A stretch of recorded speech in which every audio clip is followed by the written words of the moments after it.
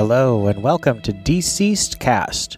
Today this is episode 3. We're going to be covering A Good Day to Die, the one-shot that was published in the middle of DCeased miniseries 1, as well as Unkillables, the 3-issue miniseries published between DCeased 1 and Dead Planet, the second miniseries. This is Ian. This is Steph. And this is Theo. And since this is one of our special podcasts, we're going to get right to it, starting with A Good Day to Die. Big Brother and Mr. Miracle visited to destroy the apocalypse, then head back to Earth to stop Darkseid's plague. Mr. Terrific examines a zombified Captain Boomerang, then travels to meet Scott and Barter. Together they catch a ride with Booster Gold and Blue Beetle, heading to England, hoping to avoid having to face a zombified Superman or Wonder Woman. John Constantine, after sadly turning his zombified friend to ash, claims that magic can't stop the plague and refuses to even try. Mr. Terrific turns to his third solution, time travel. Barter and Scott give their lives so the rest of the team can reach Booster's time machine, but Wave Rider stands in front of it, denying them passage. Constantine, changing his mind, defeats Wave Rider, but Zombie Barter kills Mr. Terrific. And as the virus changes more and more about the present, Booster Gold's past disappears, and he crumbles to dust. Wave Rider sanctimoniously claims he's protected the timeline, but Constantine prevents him from leaving, dooming him to be killed by zombified Blue Beetle. Zatanna and Dr. Fate arrive, and Constantine joins forces with them against the end of the world. Unkillables issue number 1. On a job, Deathstroke discovers a den of zombies who infect him through sheer numbers, but his healing factor renders him unkillable by the anti-life plague. In Gotham, Red Hood finds most of his estranged Bat family dead in the Batcave and buries them, taking the Batmobile and Ace the Bat-Hound. Elsewhere, Rose Wilson, personally protected by her precognitive ability, receives a call from Deathstroke, her father. He tries to extract her, but zombie man-bat attacks, ruining his ride, and Mirror Master arrives, offering them safe haven with Vandal Savage. Savage reveals a group of supervillains in his haven on an island with a plan to survive by being more ruthless than the heroes. Batgirl, Cassandra Cain, and Commissioner Gordon fight off the infected in the GCPD when Jason rescues them. Jason and Cass reveal their identities and break the news that Babs was infected and killed to Jim. They escape to an orphanage and form a bond with the kids who are left. Unkillables issue 2. Jim Gordon, Cassandra Cain, and Jason Todd elect to stay with the kids since they can't make it to the Arks in time to get off Earth. Lady Shiva arrives to visit her daughter, but Cassandra refused to leave without the kids, so after a brutal fight, Sheeta leaves again. Her actions cause a fight at the villain base, and Vandal decides to betray Deathstroke, but Rose sees it coming, as well as what happens next, zombie Wonder Woman attacking, killing Vandal, and fighting the rest of the villains. Shiva brings some of them back to the orphanage, but Mirror Master gets infected. Deathstroke persuades Jim to lead the group and train the kids to survive, and eliminate the infected children, including Billy Batson. 3 months of training and bonding, during which Jason and Rose become a couple, but Mirror Master attacks, infecting Bane, who lets the zombies through the gates. Unkillables, issue 3. The team formed a desperate plan to head for the Gotham jungles, hoping for a sanctuary. Mirror Master Zombie attacks through windows and mirrors, killing some children, but Cheetah manages to kill him. Zombie Wonder Woman attacks, and Cheetah, Solomon Grundy, and Creeper buy the kids time to escape her. Slade, Jim, Cass, and Shiva go back to rescue Jason and Rose from Zombie Wonder Woman. But Shiva's infected, so she tears out her own heart. All of the villains and heroes can't stop Wonder Woman, and all looks lost as she drops the last bus from a great height. But one of the kids turns out to be Mary Marvel, who halts Wonder Woman with her power and the training she received, then flies them into the jungle, discovering the magically protected sanctuary. So, this miniseries and this one-shot both serve the same purpose, which is to allow the creative team, mostly the artist, for the main series, Trevor Harsing, to draw the main DCeased stuff. So this is interstitial material to fill out the world and continue the DCeased momentum without having to have fill-in artists. So this is basically fill-in series, but they're their own artists. How do you feel about them? How do you feel about A Good Day to Die and Unkillables? I loved the art in A Good Day to Die, and I like that this kind of explains why no one thought to use time travel or magic. It's, a lot of the magicians were busy and they tried time travel and it didn't really work. So I like that it explores some solutions that may have seemed obvious to some people while reading the original run. I loved that Barda and Scott were in this. I read Mr. Miracle by Tom King, and I just really fell in love with them as a couple. So I was happy to see them, and their death is just kind of cute and just something I kind of would expect from them. I love Constantine. I do hate most magic stories, and I don't enjoy them. I shouldn't say hate. I don't enjoy most magic stories, but I do very much enjoy John Constantine. So having him be in here and kind of wanted to have nothing to do with them, and then realizing that, oh, I have to do the right thing. I don't know. I think he portrays, who's the author on this one? Is it still Tom Taylor? Everything in this is written by Tom Taylor. Yeah. Oh my gosh, that man's a genius. I just really like the way he wrote all the characters, and I very much enjoyed that one. I hated the art in Unkillables. I thought no one was pretty. I know if I was a guy saying there was no attractive girls in that comic, I would be a total chauvinist. So I'm being a complete hypocrite. But no one was pretty in Unkillables.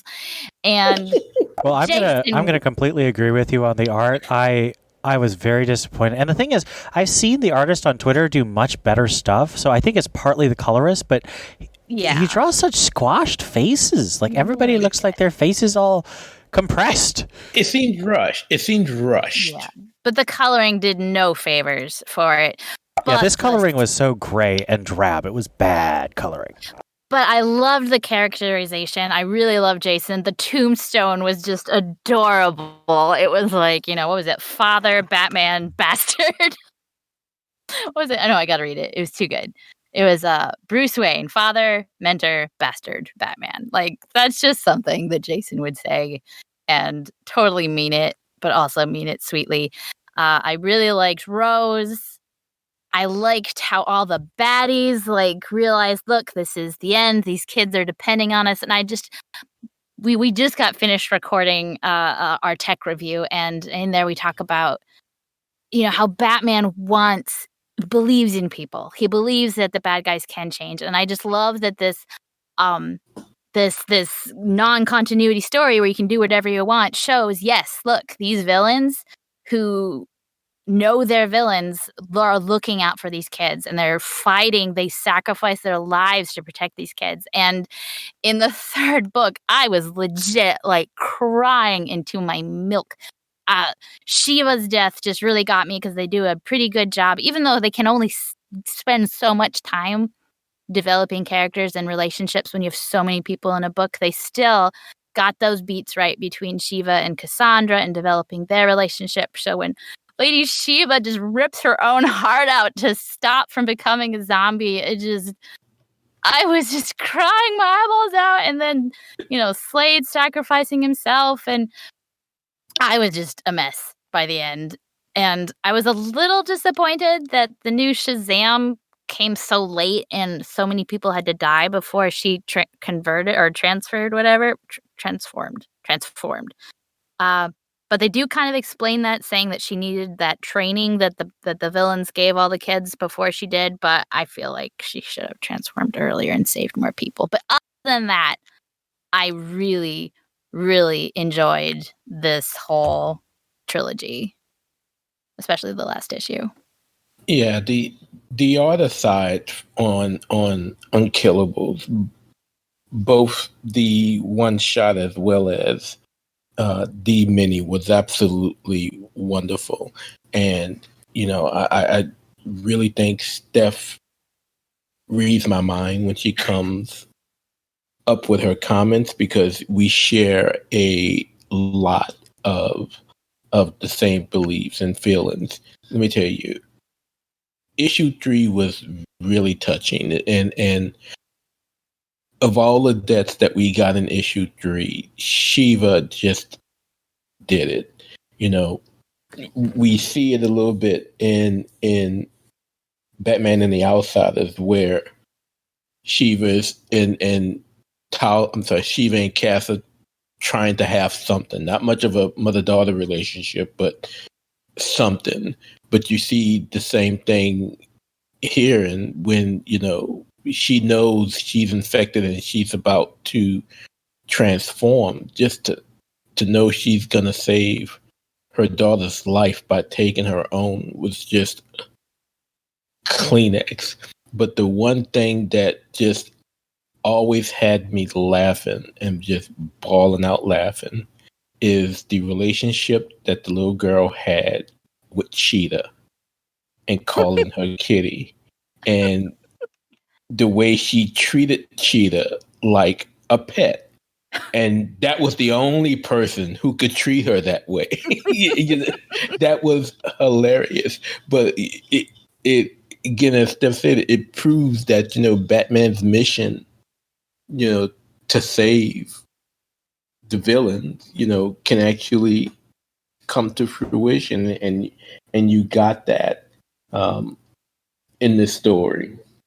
Now, with regards to A Good Day to Die, who doesn't love the relationship between Scott and Barda, and see them Heartless monsters, that's who. to see them standing there, as the dead undead surround them and go in for the kill, and all they can think about is share quotes and gazing into each other's eyes. Now, of course, if you're following Dead Planet,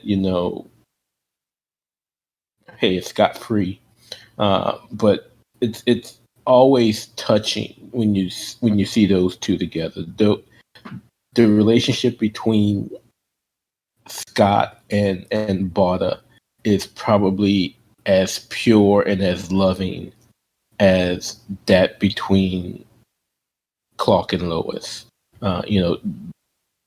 They exemplify what soulmates truly are. So I definitely love that, until the end, that they were able to share that and share themselves with each other. But absolutely love everything about DCeased up until this point. I am on board with, absolutely love it, and Unkillables was just as good.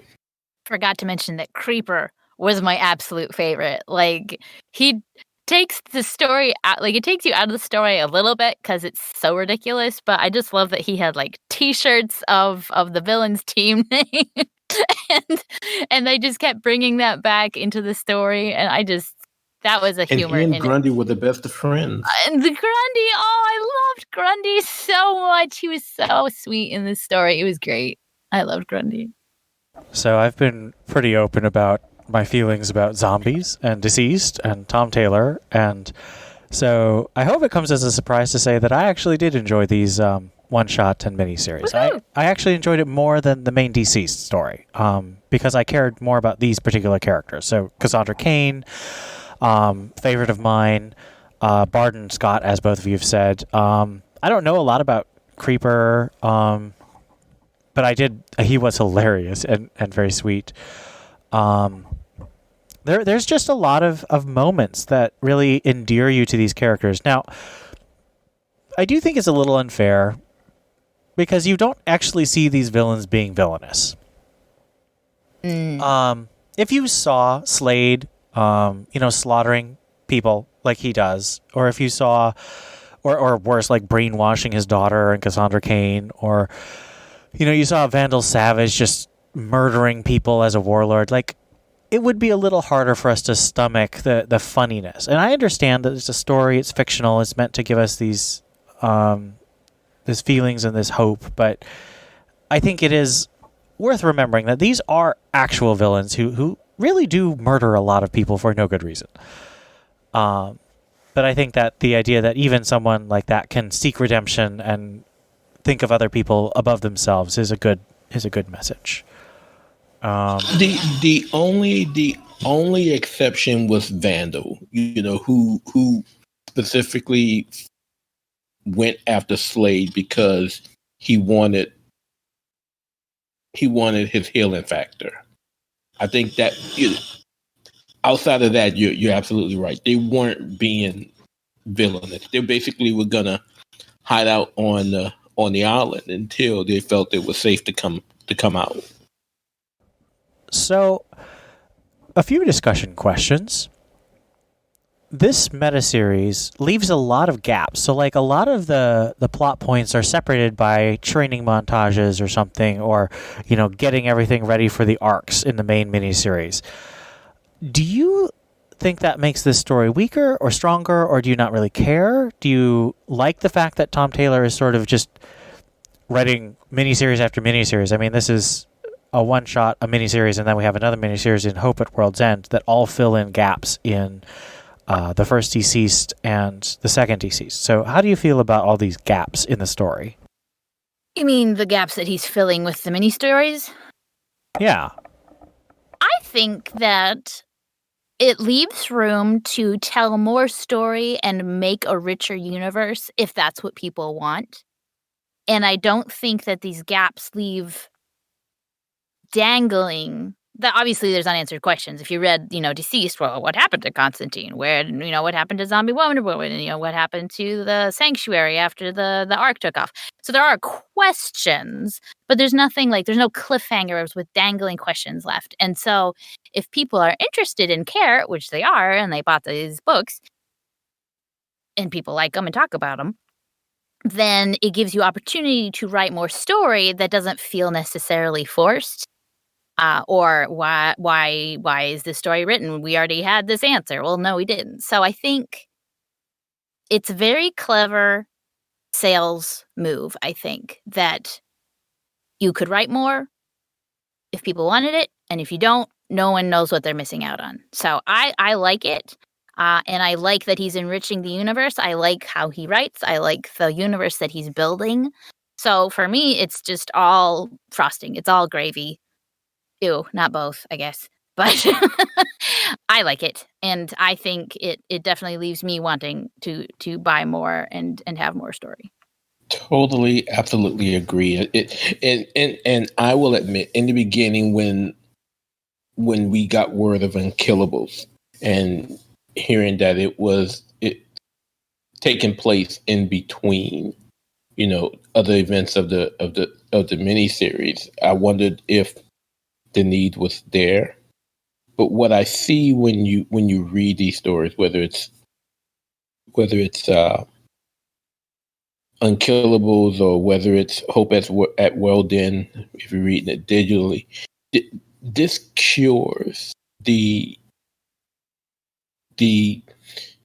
illness that writers have for off paneling.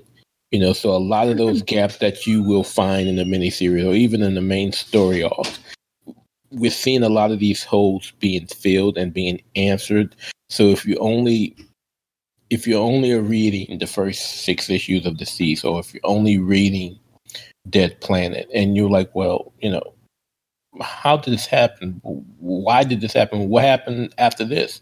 You can more than likely find it by reading these meta series. And I think he is doing absolutely wonderful with regards to filling in the gaps via Hope at World's End. So I am definitely on board with it. It as Steph says, it definitely strengthens the DCeased universe, and allows for more story to be told. Those are good responses. I mean, for me, I actually kind of like the in-between series better than the main series, because they deal with more characters that I'm interested in. And this is true for both Hope at World's End and for Unkillables.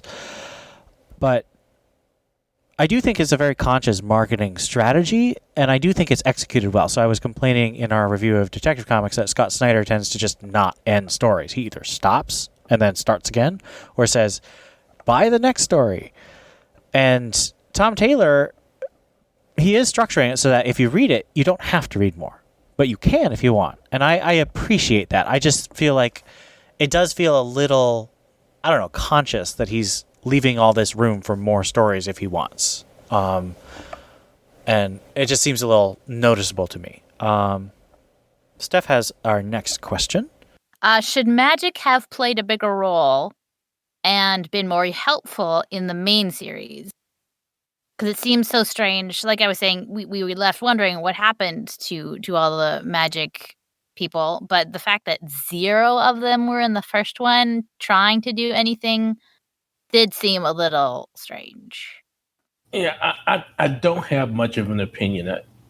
The only magic that we got in before we get to Unkillables and we get to